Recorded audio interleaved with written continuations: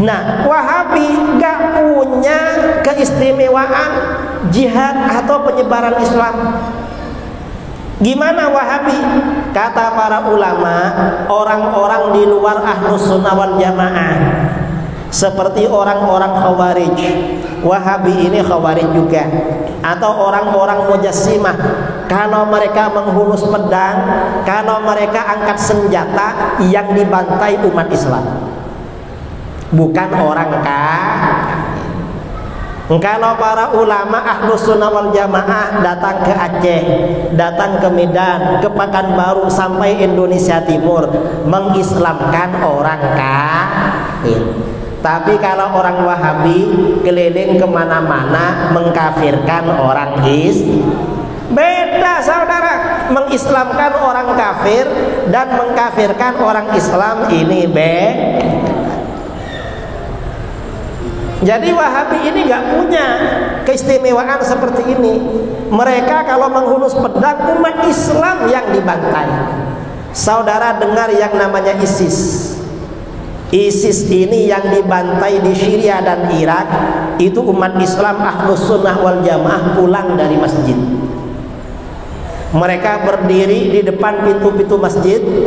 Orang keluar masjid ditanya ikut ISIS apa enggak. Enggak ikut, dibunuh sama dia. Kalau ikut selamat. Itu orang ke masjid yang dibunuh. Tapi ketika Israel berperang dengan Gaza, ISIS gak ikut-ikut. Malah ISIS mendukung Israel akan menghancurkan Gaza katanya. Mengapa? Karena Wahabi ini memang akidahnya mirip-mirip dengan Yahudi. Ada kemiripan akidah.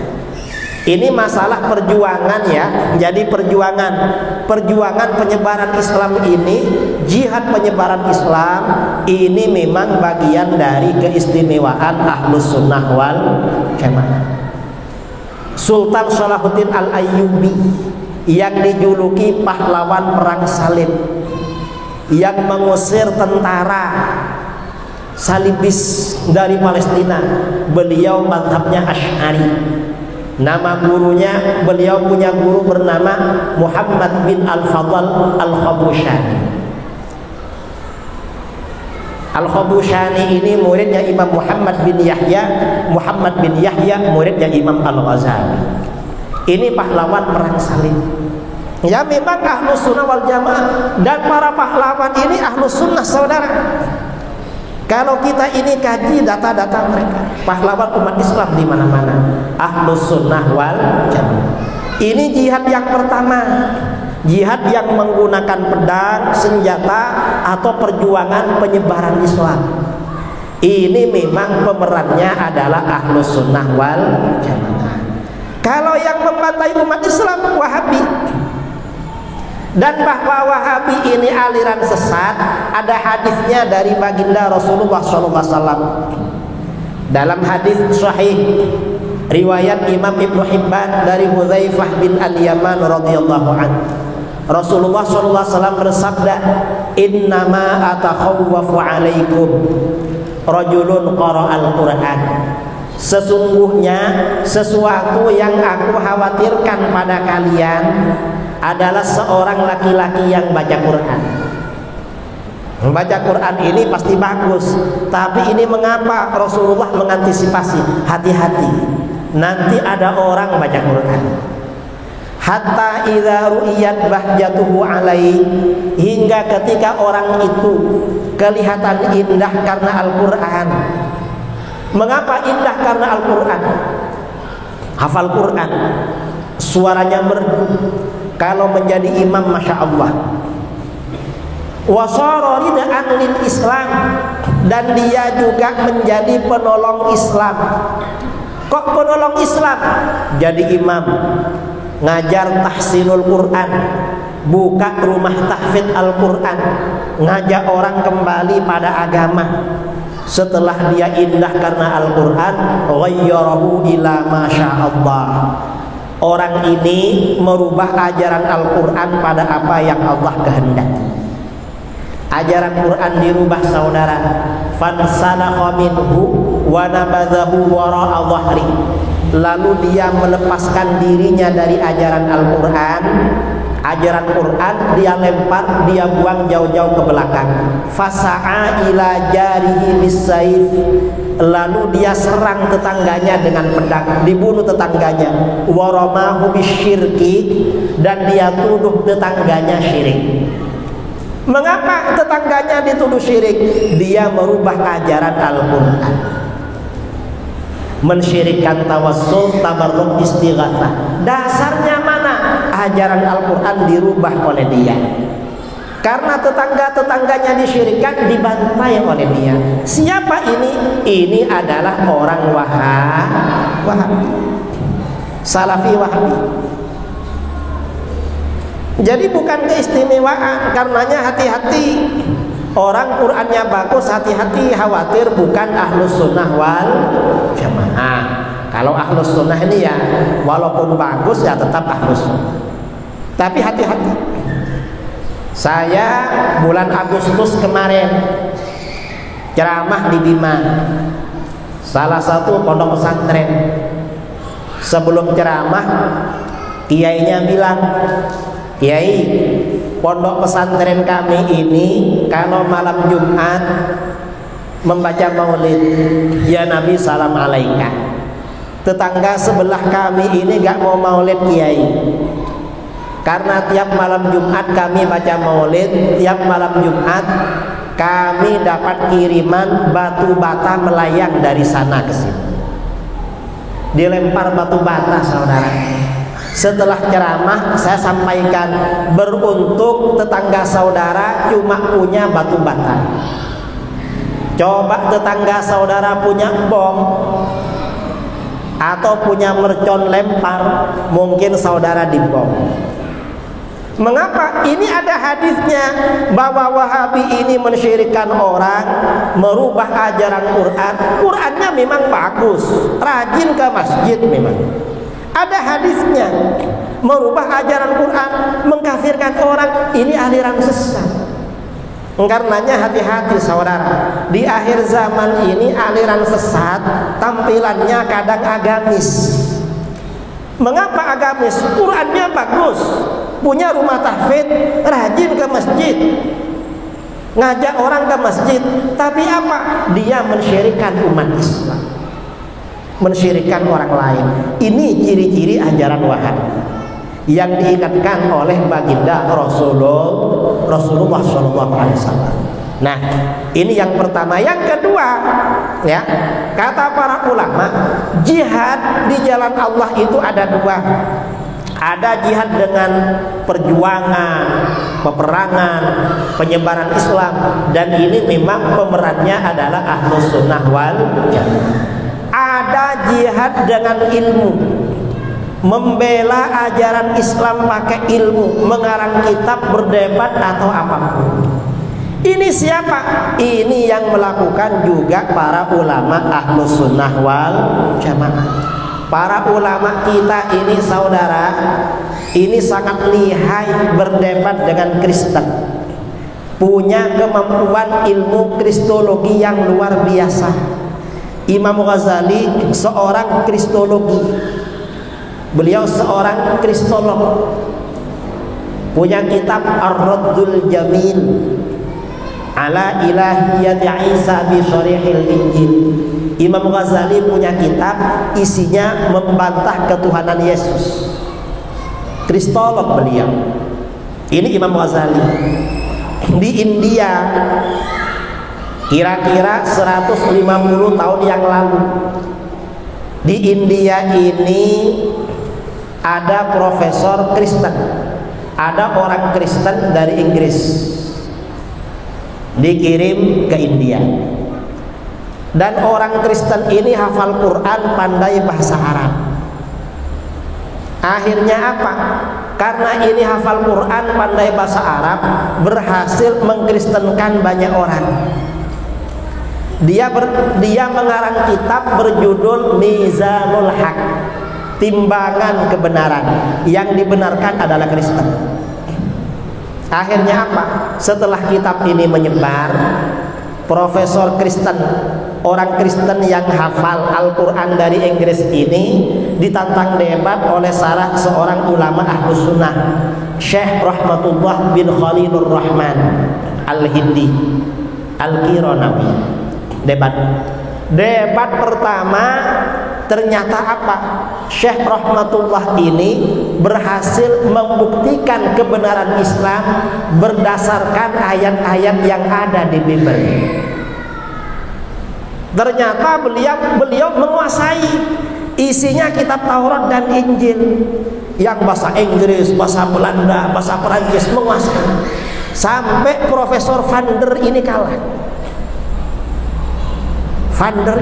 Namanya Van der.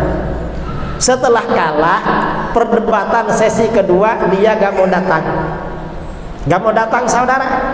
Akhirnya setelah itu Syekh Rahmatullah ini ke Mekah Al-Mukarramah, ziarah kepada gurunya Mufti Mekah, ulama kita namanya As-Sayyid Ahmad bin Zaini Dahlan, menceritakan perdebatannya dengan Kristen. Setelah bercerita kepada gurunya, beliau diperintahkan, perdebatan kamu karang dalam bentuk kitab. Akhirnya beliau menulis kitab berjudul Izharul Haq, menjelaskan kebenaran. Tebalnya 4 jilid, dan ini kitab kristologi paling hebat di era modern. Beliau ini Ahlus Sunnah wal Jamaah. Dan orang ini kalau membela ajaran Islam, ya memang harus ikut Ahlus Sunnah wal Jamaah saudara. Syekh Ibnu Taimiyah ini kan imamnya Wahabi.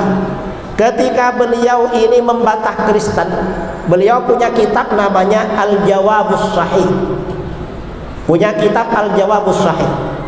Di dalam hal-hal yang berkaitan dengan sifat Allah, maka Syekh Ibnu Taimiyah harus ikut mazhab Asy'ari.